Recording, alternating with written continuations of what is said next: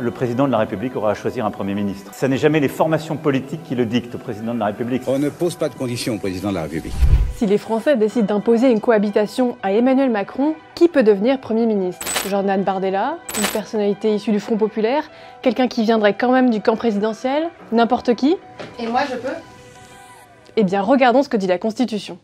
D'abord, elle prévoit que cohabitation ou non, c'est le président et lui seul qui nomme le Premier ministre. Mais ce Premier ministre, une fois nommé, a besoin de l'appui de la majorité de l'Assemblée nationale pour gouverner.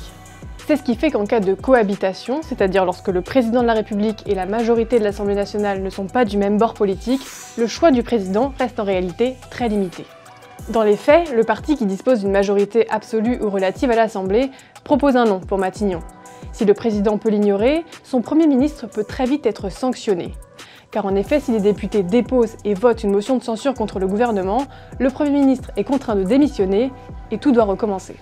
Le président de la République a encore une solution: dissoudre l'Assemblée nationale, convoquer de nouvelles élections législatives et espérer obtenir une majorité. Mais ce scénario n'est pas toujours envisageable, puisqu'une dissolution ne peut être provoquée qu'un an après la dernière en date. Sous la Ve République, sur les 3 cohabitations connues jusqu'ici, le président a toujours nommé une figure issue du parti majoritaire. Jacques Chirac pour François Mitterrand en 1986, Édouard Balladur encore pour François Mitterrand en 1993 et Lionel Jospin pour Jacques Chirac en 1997.